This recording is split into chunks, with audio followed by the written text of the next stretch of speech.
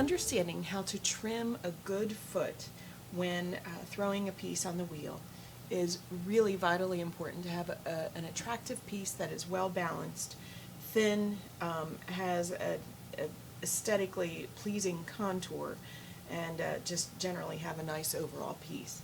So this video is going to be a discussion of how to make those decisions, make an appropriately looking foot. Now, one of the first things that you always want to consider is the foot location. The foot location is typically going to be where the transition on the interior occurs.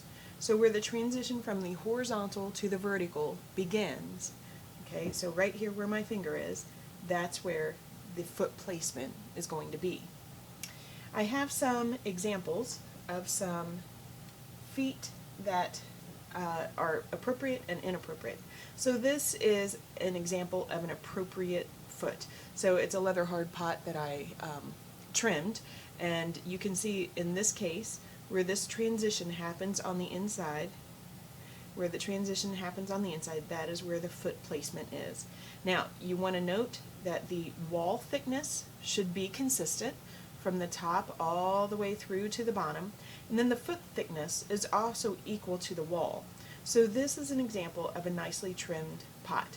You're looking for foot placement and wall thickness, nice contour on the exterior that echoes exactly the contour on the interior. This example is not a good example of a trimmed foot. So when you look at this, you can see the interior contour is pretty much the same as the other one. However, the foot placement is too wide.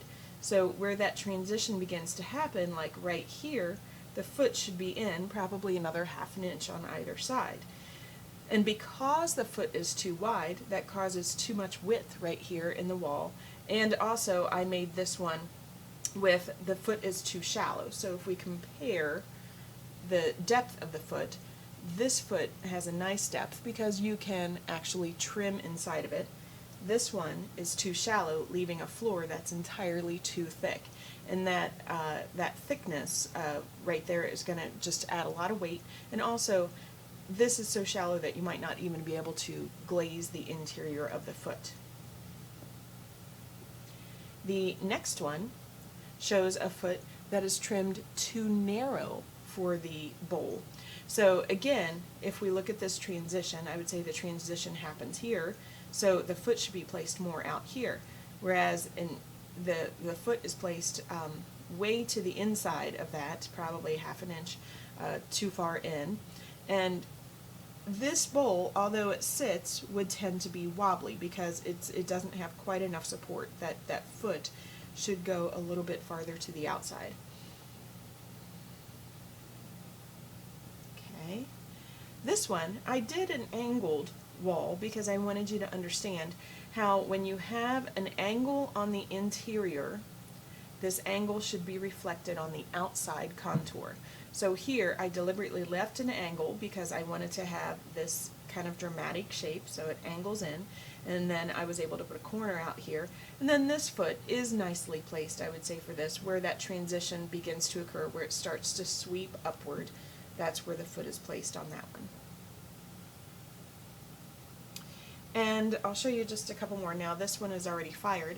This one is much more broad of a bowl. Okay, it's almost plate-like, but it definitely has a sweep upward that starts to happen about here. So the foot is kind of a narrow bowl, and I was going for more of a dramatic effect on that one with this gentle sweep. Obviously this one is not appropriate for soup, but it would be nice for pasta.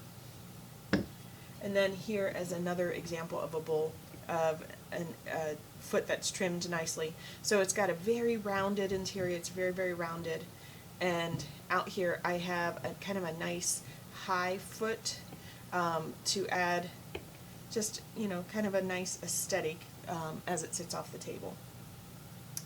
And lastly, just to go over a few more profiles here. So I've just drawn some cross sections, basically what I've done here in clay. They're just cross sections. So on this one, whether it's a cup or a bowl, it doesn't really matter. You can see that transition begins, it's much more narrow. So if you had a tall, narrow bowl, your foot would be more narrow. And again, notice that the thickness of the clay wall should be even and consistent from the top all the way through the bottom, and then the foot should be roughly the same thickness. Here also a very, very wide bowl with walls that, you know, are kind of just way out on the side. That transition occurs way out there, so the feet are out, and it would be a very wide, broad foot. Let's talk about plates. So a plate, now a lot of times I make a plate with a slightly fatter foot, and the reason for that is it just gives me more surface area that it sits, because, you know, a dinner plate often can have just more surface, and you want it to be nice and stable. So note though where the location of the foot is. So where that transition begins to happen, the foot goes right underneath it. Right down here, this is an example of a bad foot. Now, I teach beginning ceramic students, and a lot of students inadvertently make this mistake. When they're trimming, if they make a mistake and they trim away their foot or something, they just start moving the foot closer to the inside. This causes a lot of problems. First of all, it causes problems with glazing this underneath part right here. A lot of times it's so shallow that the glaze would fuse to, you know, the kiln or the patty that it's sitting on. But the other thing is, this is not offering, the foot doesn't offer enough support at the place where it has the most pressure, which is underneath the wall. That's why we place the foot underneath that transition, because it's the most supportive in that location. So this wall, or the angle of the plate, could start to warp downward during firing. And then lastly, here's an example of a bowl that has a bad trimming. And again, I often see this with a lot of my students. They struggle with remembering to match the contour of the inside. And then what, you know, they have, this has the foot placement satisfactorily placed. However, they did not, this would not have been trimmed away enough. You know, they would need to take off that whole corner. So the contour is just a smoother transition. You know, there I have it just pictured coming out farther. So that is not a good, good trimming. So hopefully this discussion of trimming helps to clarify some things of foot placement for you, and just check out some of my other videos that I show on actually how to do the trimming, and you can hopefully improve your forms. So good luck and happy trimming.